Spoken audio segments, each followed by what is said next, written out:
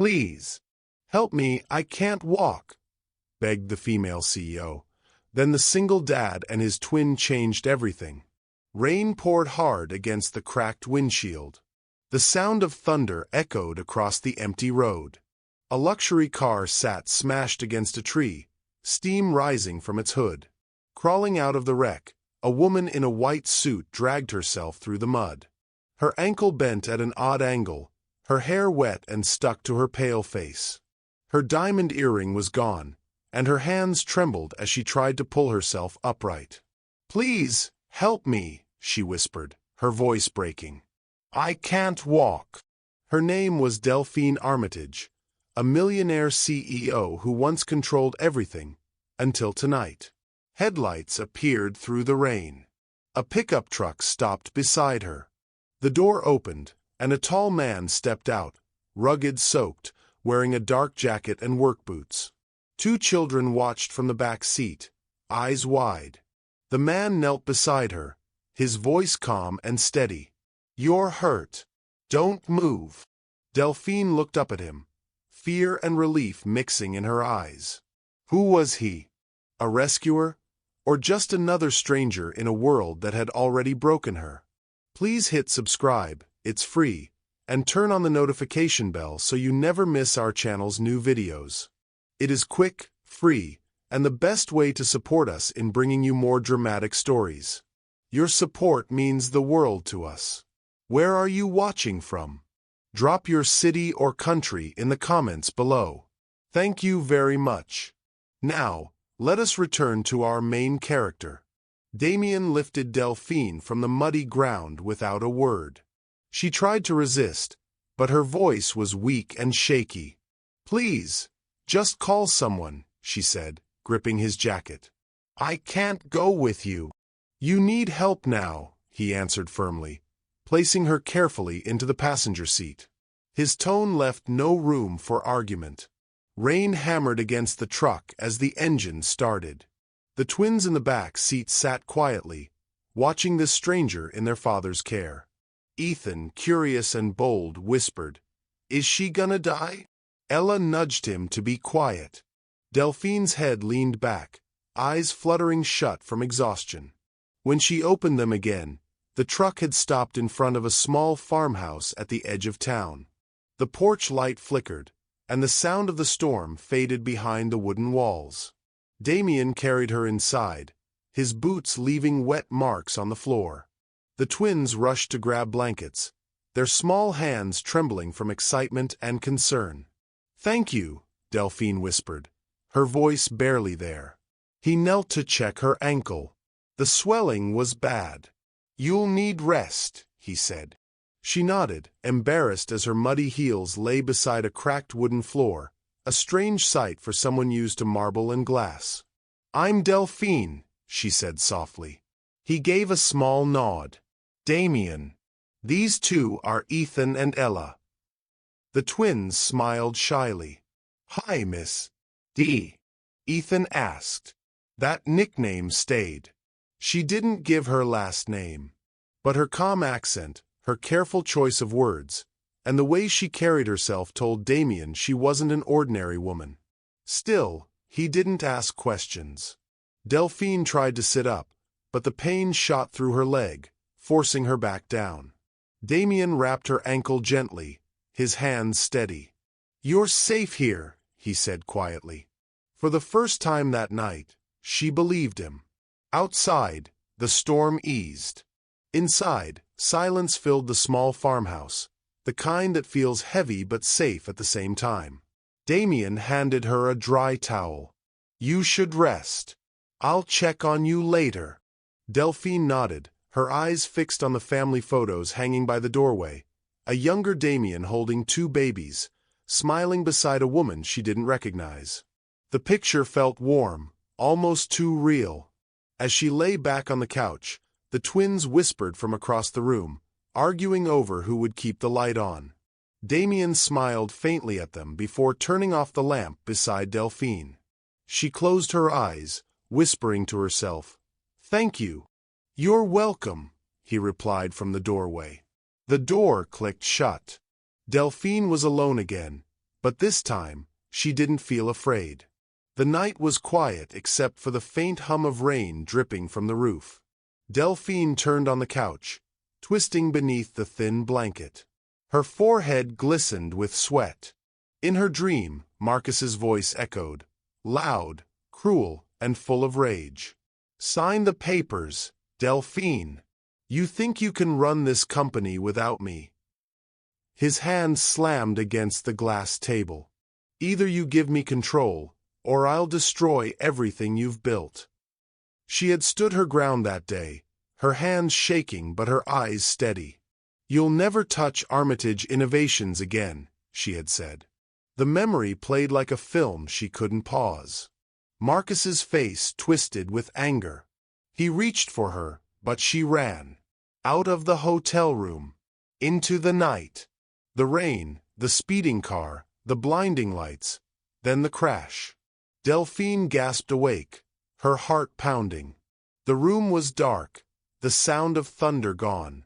Her ankle ached. She sat up, trying to steady her breathing. A soft voice came from the kitchen. "Bad dream." It was Damien. He stood by the counter, holding a mug of warm tea. The faint light from a single bulb glowed behind him. He didn't ask questions, just handed her the cup. She took it with trembling hands. "Thank you," she whispered. He nodded, his expression calm but concerned. "You were talking in your sleep," he said. "Sounded like you were scared." Delphine looked down, ashamed. "I'm fine. Just a lot on my mind." "You don't have to explain," he replied quietly. "Whatever it is, you're safe here." Those words, simple, steady, made something in her chest loosen. No one had told her she was safe in years. Footsteps padded across the floor.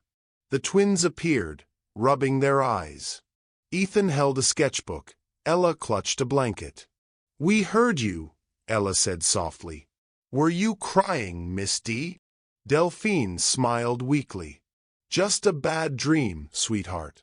I'm okay." Ethan opened his sketchbook. "We made something for you." He flipped it open to show a drawing of a big house with 4 stick figures. 2 small, 1 tall man, and 1 woman with long hair. "That's us," he said proudly. Delphine stared at the drawing. "That's beautiful," she said, her voice breaking slightly. "Thank you." Ella climbed onto the couch beside her. "Daddy says when people have bad dreams, they just need good ones to replace them." Delphine looked toward Damien, who smiled faintly from across the room. "She's been teaching me that," he said. Delphine let out a quiet laugh. "Smart girl." For a while, they all sat together in the dim light. No noise, no pressure, just quiet warmth. The twins soon fell asleep again, their heads resting on each other's shoulders. Damien lifted them gently and carried them to their room. Delphine watched him from the couch, the way he moved carefully, the way he paused to tuck in the blanket around Ella. He wasn't a man who talked much, but every action carried meaning. When he returned, she was still awake. "You should try to rest," he said softly. She nodded. "I'll try."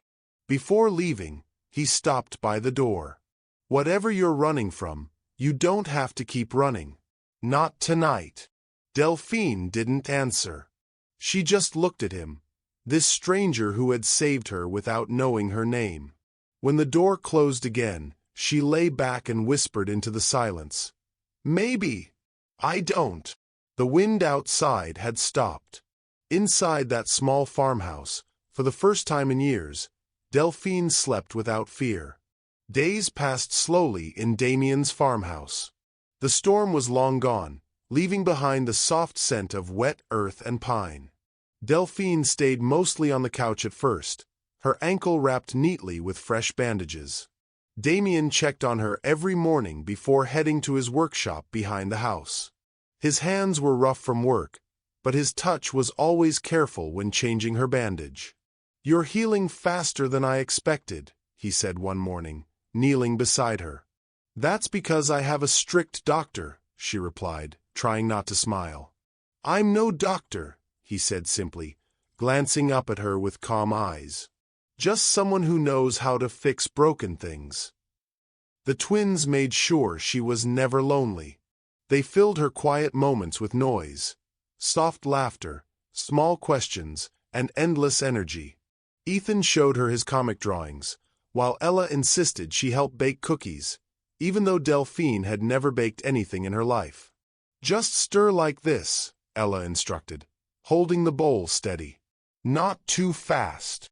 Flour spilled on the counter and dusted Delphine's black sweater. She laughed, a clear, unguarded sound she didn't recognize as her own. Damien looked up from across the kitchen, watching her laugh with the children. It was the first time he'd seen that kind of light in her face. Later, when the cookies burned a little, Ethan handed one to her proudly. They're crunchy, he said. That means they're good. Delphine bit into one and nodded with a grin. Perfect, she said. In moments like that, the world outside, her company, Marcus, the lies, seemed far away. Here, there was warmth, noise, and something simple that she'd forgotten. Peace. One evening, as they sat on the porch, Damien spoke softly while the twins played in the yard. My wife used to sit out here, he said. His voice was steady, but there was weight behind it. She loved sunsets. Delphine looked at him, sensing what was coming but not interrupting. She died 3 years ago. Car accident. He paused, staring at his hands. I was driving. It was raining hard that night, just like when I found you. I tried to stop, but... He exhaled slowly. The twins were in the back seat. They survived. I don't think I ever forgave myself. Delphine stayed quiet, her chest tightening. It wasn't your fault, she said softly. I know people say that, he replied. But knowing it doesn't make it feel true. For a moment, they just sat together in silence. The air between them was heavy but not uncomfortable. It was honest. She reached out, placing her hand gently over his. You saved them. That's what matters.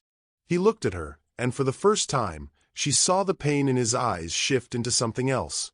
Gratitude, maybe even relief. As days turned into a week, Delphine began to walk short distances, using the edge of furniture for balance. Damien helped her whenever she stumbled, never rushing her, never judging. Each morning, she grew a little stronger. One afternoon, while helping Ethan with a school project, Delphine's phone buzzed. It had been dead since the accident, but Damien had charged it for her. A notification popped up on the screen, a news headline. Search continues for missing CEO Delphine Armitage after corporate scandal. Ethan leaned closer, curious. Miss D, that's your name. Delphine froze. Her hands trembled slightly as she took the phone. Damien looked up from his seat at the table, his brow furrowing. You're the CEO? He asked quietly. She nodded slowly, guilt in her eyes. I didn't mean to hide it. I didn't know if you'd see me differently. Damien said nothing for a long moment. The twins stared at her, eyes wide. Finally, Damien spoke, his voice calm. You're still the same person sitting here with my kids, baking cookies and helping with homework. The rest doesn't change that. Delphine felt her throat tighten. You're not angry? He shook his head. No. I just wish you'd trusted me sooner. She looked down. So do I. Ella tugged at Delphine's sleeve. You're famous. Delphine smiled faintly. Maybe once. But I like being just Miss D better. Ella nodded.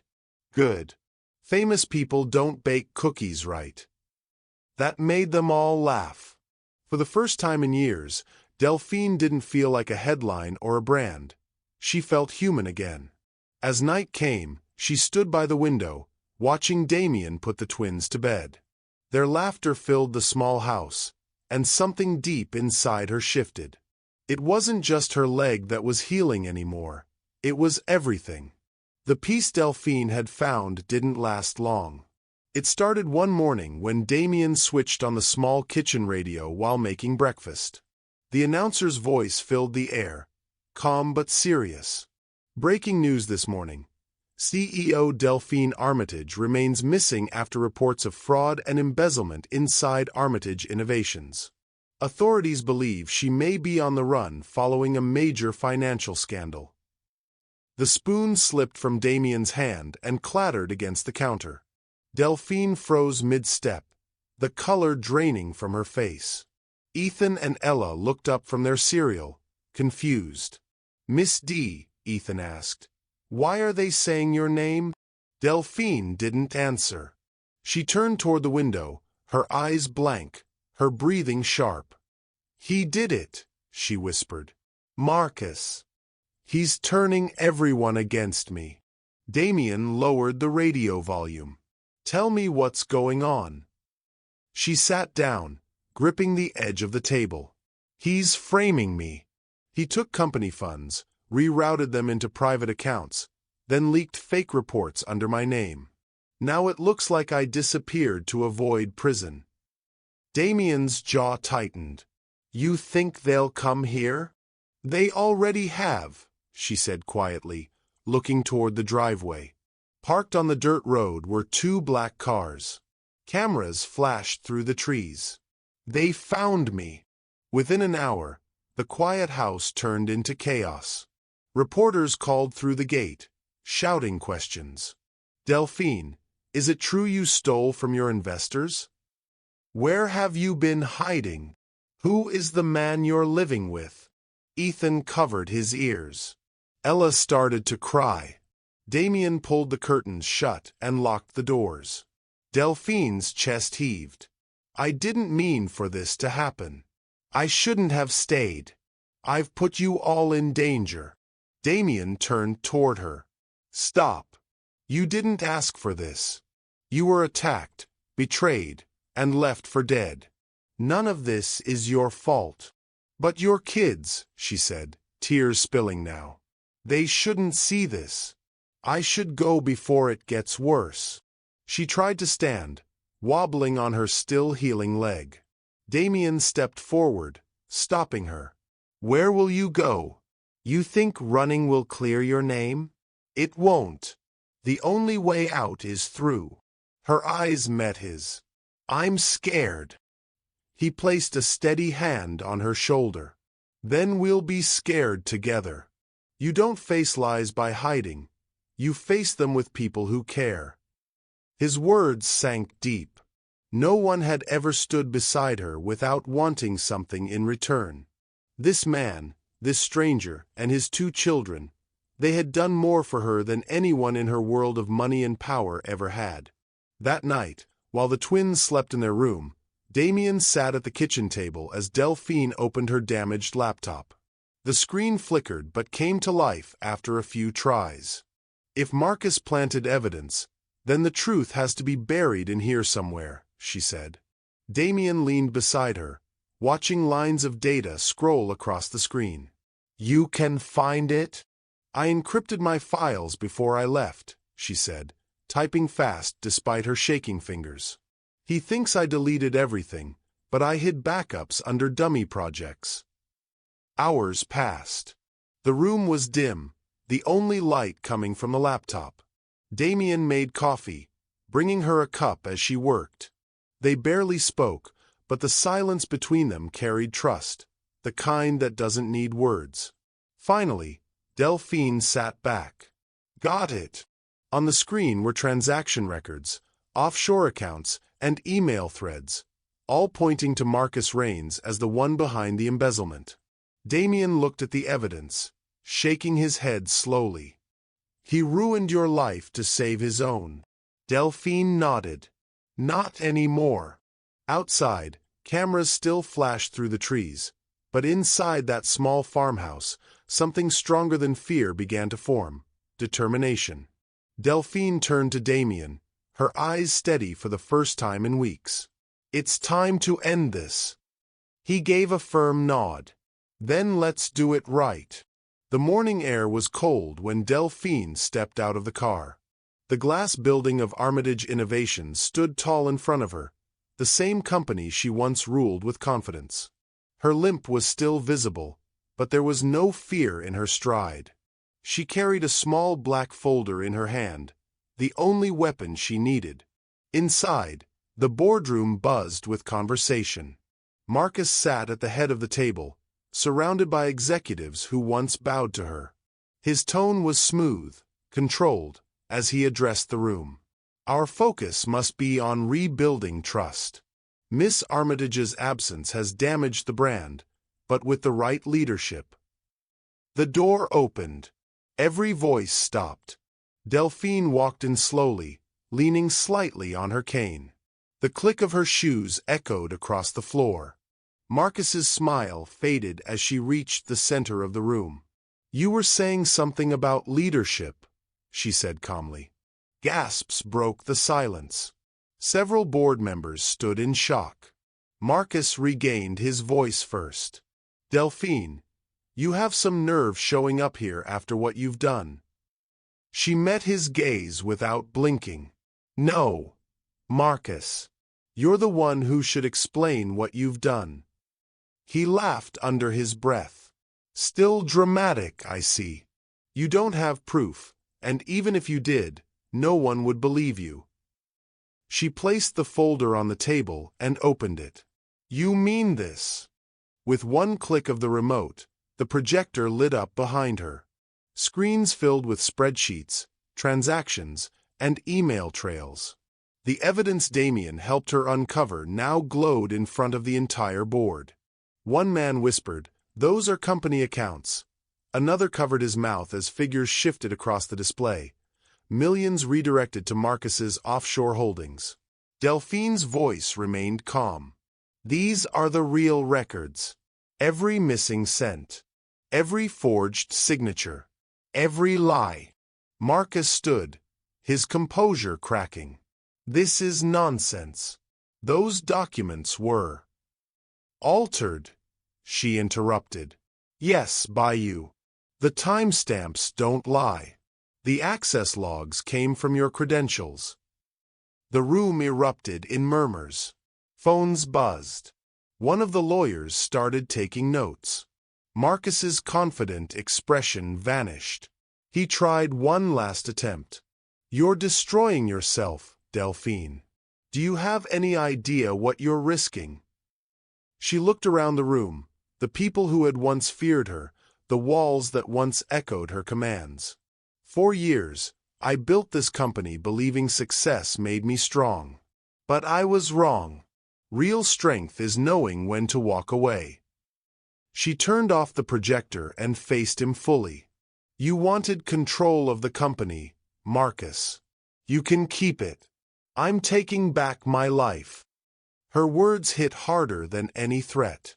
She signed the resignation letter she'd brought, sliding it across the table. "Effective immediately." No one spoke. Even Marcus couldn't find the right lie to cover his fall.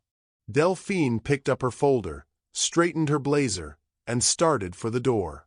As she reached the exit, she stopped and looked back once more. "You can manipulate numbers, Marcus, but you can't erase the truth. It always finds its way home."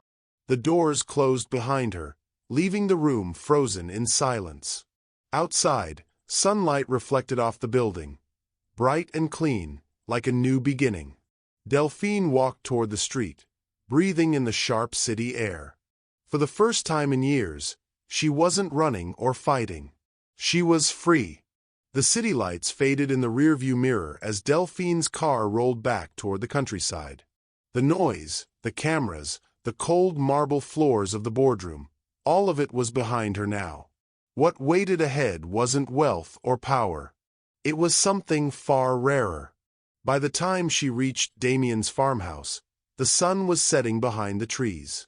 Warm light spilled across the porch where Ethan and Ella were sitting with their sketchbooks. Damien leaned against the railing, his sleeves rolled up, eyes lifting the moment he saw her step out of the car. "You did it," he said quietly.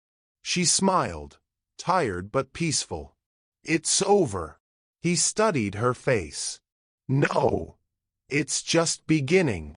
They sat side by side on the porch steps, their shoulders brushing as the orange sky melted into soft blue. For a long time, no one spoke. The world felt still, like it had been waiting for this silence. Delphine's gaze drifted toward the horizon. "I used to think happiness was control," she said. "Running meetings, signing deals, owning things.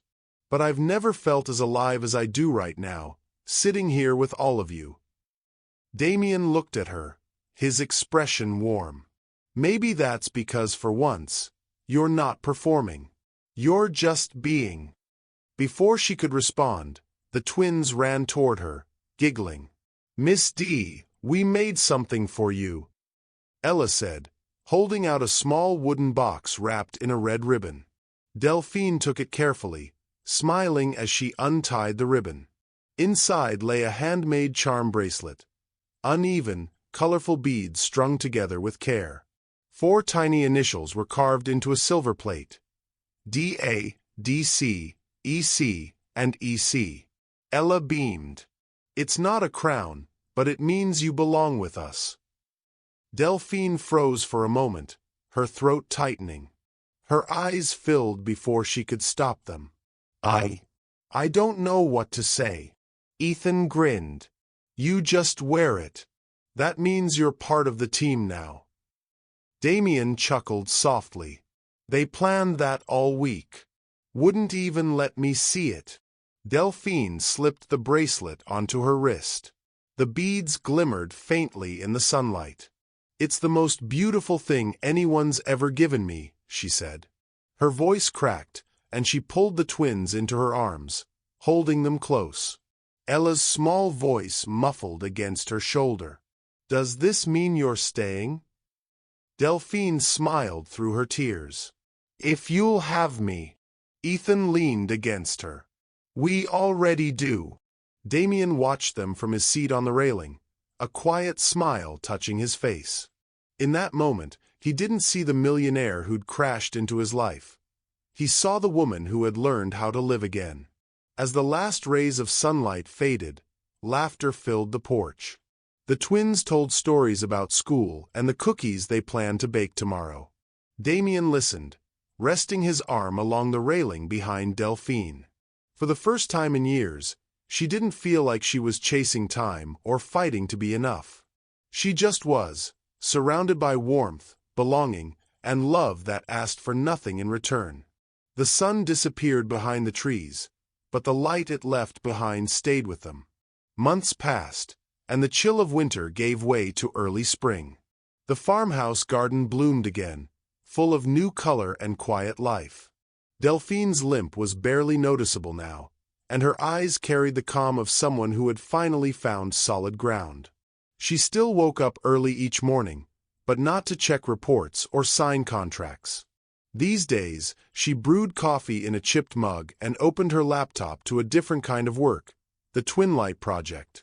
The name came from the twins who had shown her what light really meant after darkness.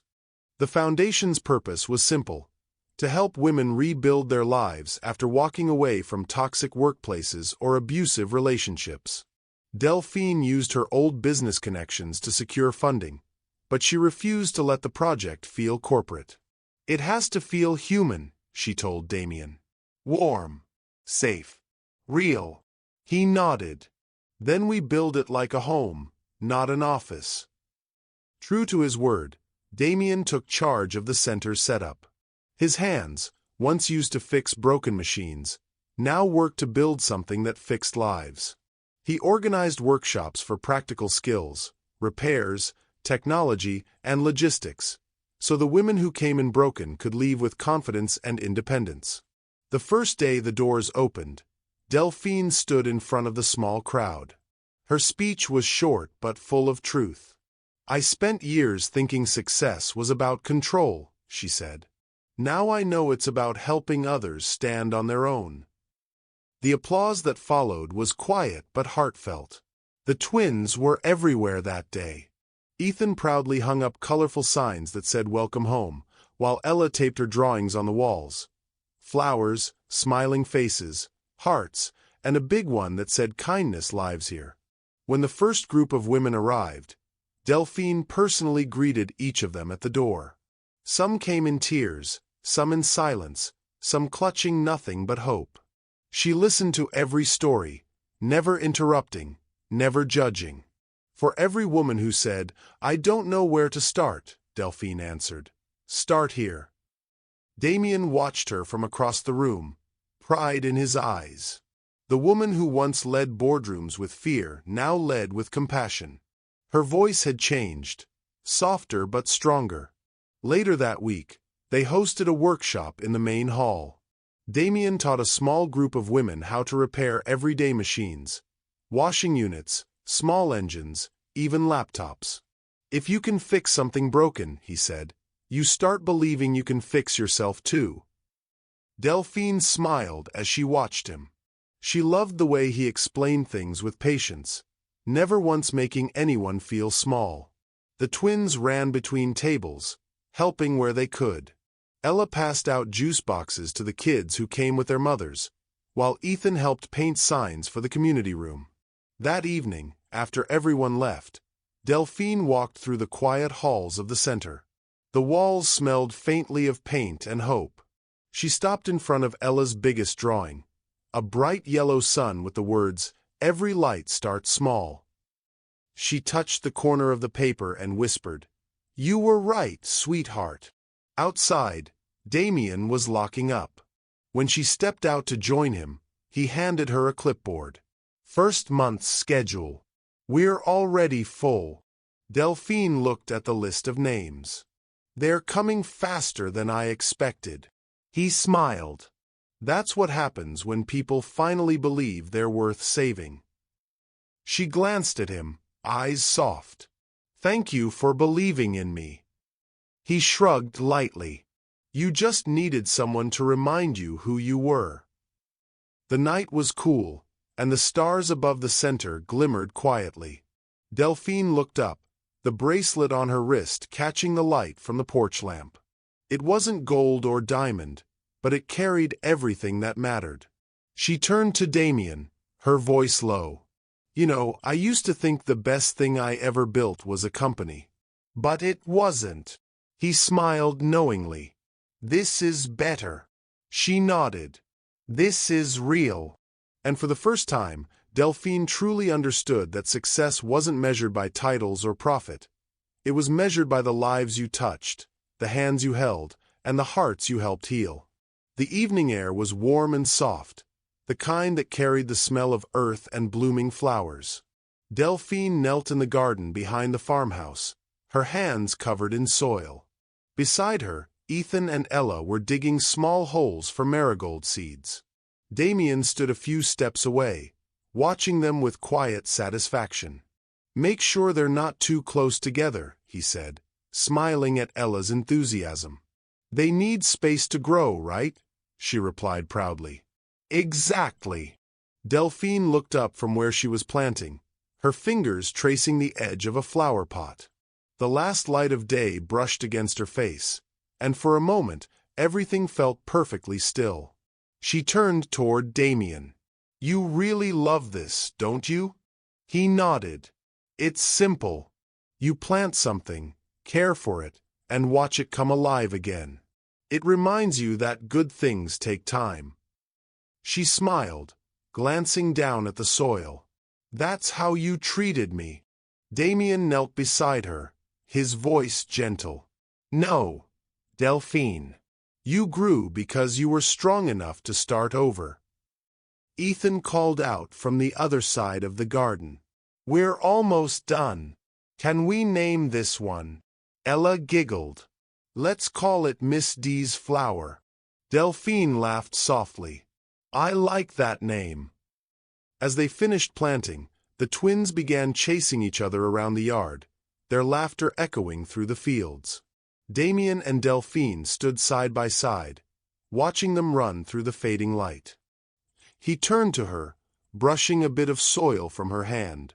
You once begged for help because you couldn't walk. Now look at you. She looked down at her leg, then back at him.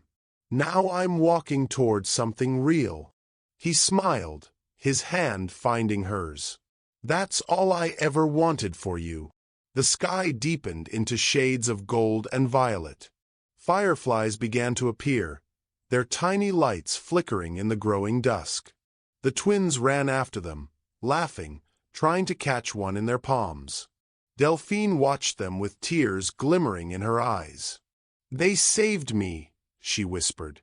Damien shook his head. No, you saved each other. She turned toward him, her voice soft. Thank you for waiting while I learned how to live again. He squeezed her hand. I wasn't waiting. I was just here. The twins ran back, holding a small glass jar filled with glowing fireflies. Look, Miss D. We caught stars, Ethan said proudly. Delphine knelt down, looking at the flickering lights inside. You did, she said with a warm smile. You really did. They all sat together on the grass. No boardrooms, no cameras, no fear. Just peace. Just family. Later that night, after the twins had gone inside, Delphine and Damien stayed outside under the stars. The bracelet on her wrist caught the moonlight as she turned it slowly. I used to think my story was over the day I lost everything, she said. But I think it just started here. Damien smiled. Then we'll keep writing it, one day at a time. Delphine leaned her head against his shoulder, her voice barely above a whisper. As long as it ends with us together. He didn't answer. He didn't need to. The sound of laughter from inside the house, the glow of fireflies around them, and the steady rhythm of the night said it all. The camera slowly faded on that image, the woman who once begged for help now standing strong beside the man who taught her what love without condition looks like, while two children filled the night with joy. And in that quiet, gentle ending, one truth was clear. Kindness had changed everything. If this story touched your heart, tell us in the comments where you're watching from and don't forget to subscribe. Your support helps us bring more stories about love, healing, and second chances. Tomorrow, we're dropping another story you won't want to miss, so stay with us, because every story here reminds us, kindness can change everything.